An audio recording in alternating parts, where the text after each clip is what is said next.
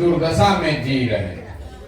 हम लोग जब बच्चा थे तो कहानी सुनते थे, जो पुराना जमाना में प्रतापी राजा होता था, उसके बारे में लोग कहते थे कि राजा रात में भेष बदल कर निकलते थे ये देखने के लिए कि प्रजा को क्या दिक्कत है।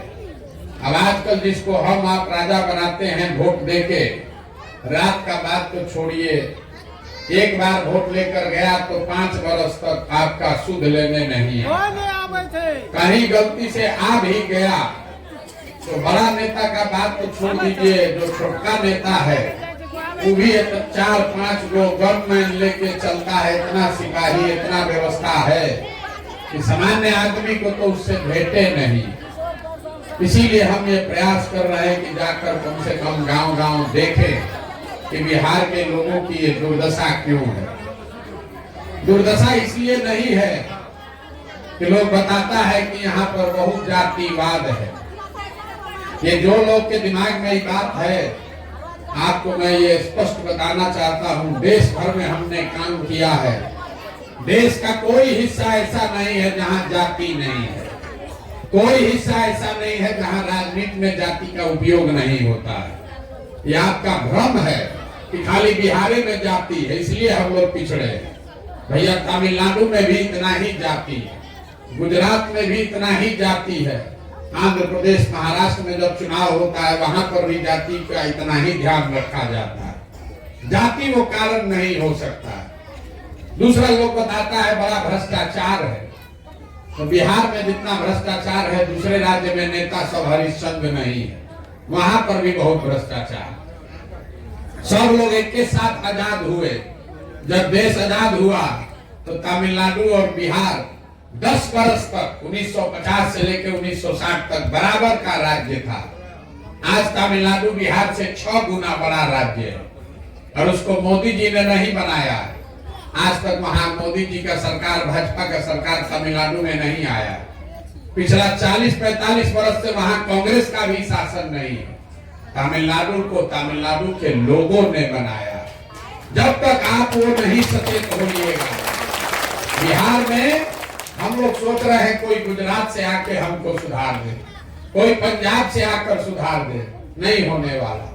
लोग हमको कहता भैया बड़ा कठिन काम ले लिए। हमारा घर वाला भी कहता है कितना बढ़िया जिंदगी चल रहा था, क्या गाँव घूमने का रोजगार ले लिए।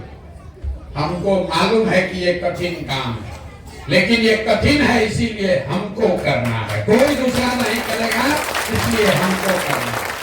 अगर हमारा हिम्मत नहीं पड़ेगा तो बिहार में किसका हिम्मत पड़ेगा। छोड़कर भागने से कैसे होगा, किसी न किसी को तो खड़ा होना पड़ेगा। हम खड़ा हो या 10 वर्ष के बाद कोई दूसरा खड़ा हो, खड़ा तो किसी बिहार के आदमी को ही होना पड़ेगा। इसलिए यहाँ आए। और एक बात आप निश्चित मानकर चलिए, जिस गांव से आप आते हैं लोगों का ये कि भावना बन गई है कि राजनीति में तो हम लोग कुछ ना कर पाएंगे।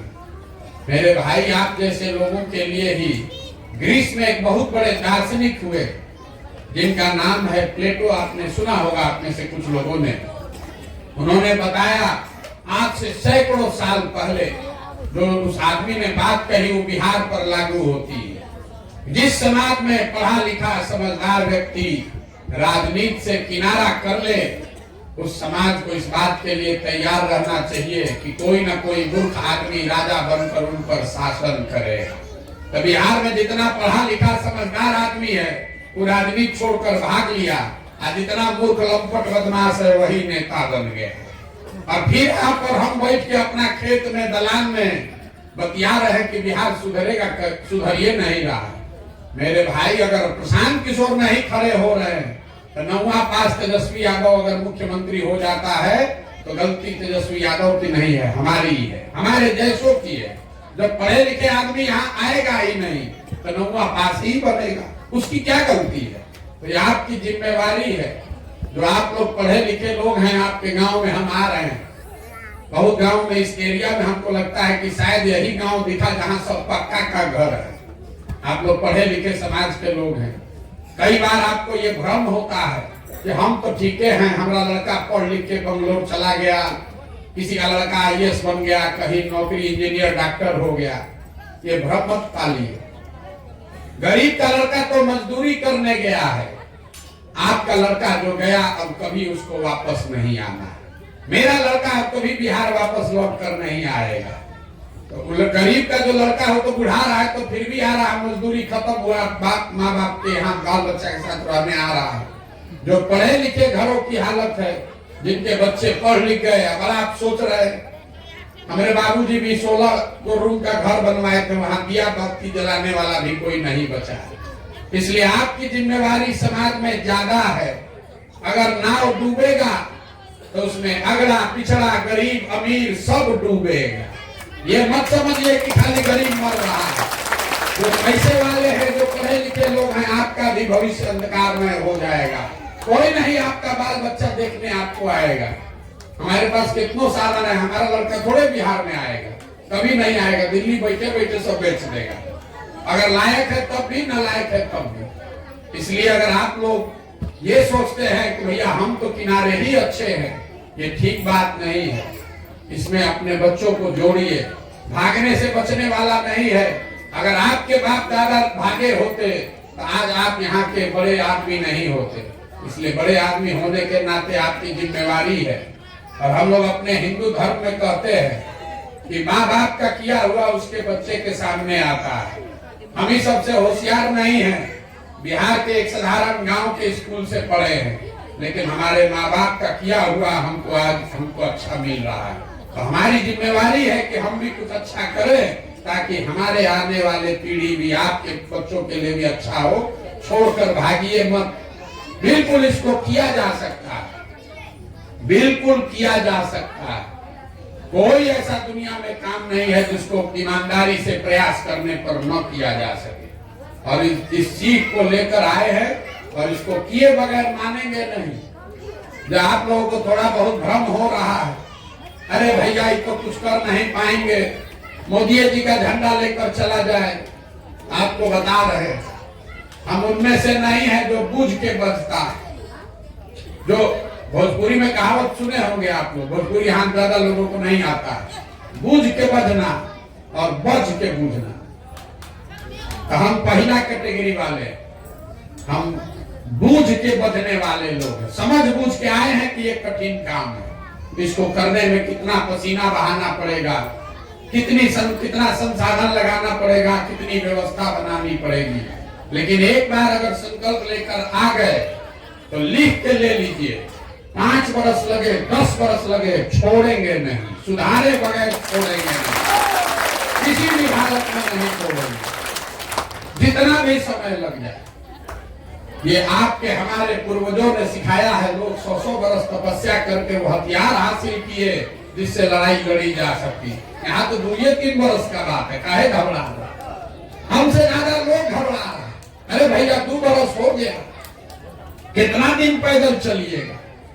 आप और हम पढ़ते हैं किताब में, किसी साधु को कोई राजा ने मार दिया, साधु गए 100 बरस तपस्या करके वो हथियार हासिल किए जिससे उनका संहार किया गया।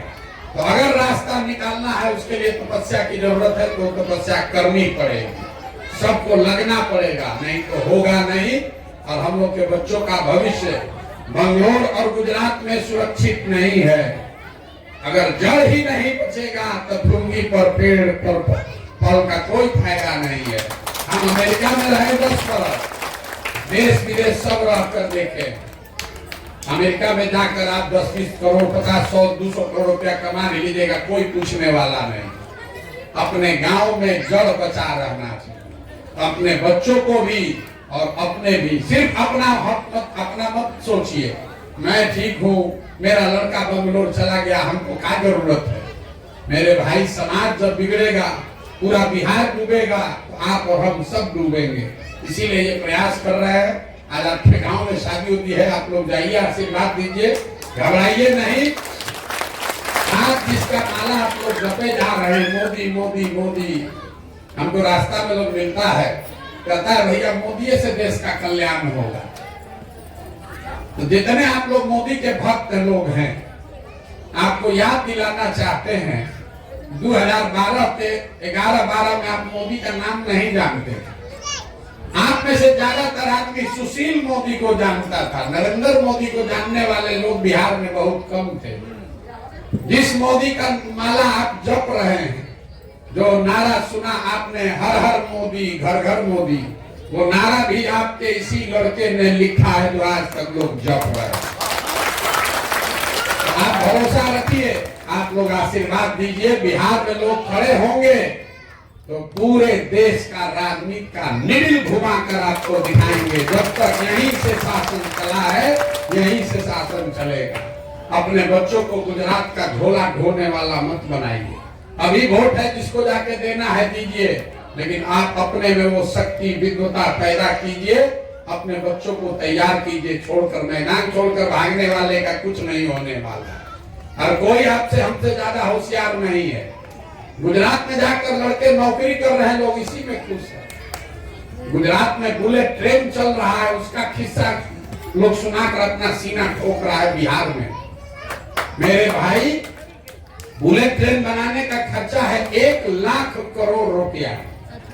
1 लाख करोड़ रुपया कर्ज लेकर गुजरात में बुलेट ट्रेन बन रहा है। इसमें कोई खराबी नहीं है, देश में तरक्की होना चाहिए, लेकिन 1 लाख करोड़ रुपए का जो कर्जा लिया गया वो बिहार के लोगों पर भी कर्जा है। आपको सहरसा में एगो पैसेंजर ट्रेन नहीं मिल रहा है, और गुजरात का आदमी 1 लाख करोड़ के बुलेट ट्रेन पर चलेगा।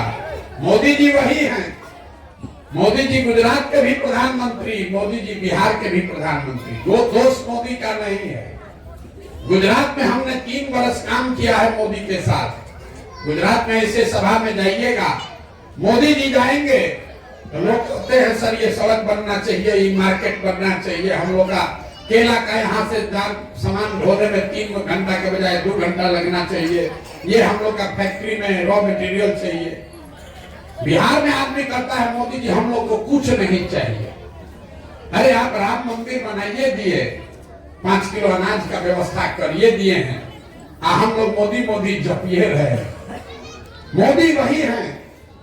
अभी 4 दिन पहले कलकत्ता में मेट्रो ट्रेन का उद्घाटन किए। अरुणाचल प्रदेश गए तो वहां 12,000 करोड़ का योजना का घोषणा किए। अब बिहार में आए तो कुछ नहीं बोले। बिहार में बोले लालू के जंगल राज से बचना है, सब आदमी वोट देते रहो। मोदी जी भी ठान लिए हैं कि बिहार को क्या चाहिए। लालू का डर दिखाओ और गरीब को 4 किलो भात खिलाते रहो।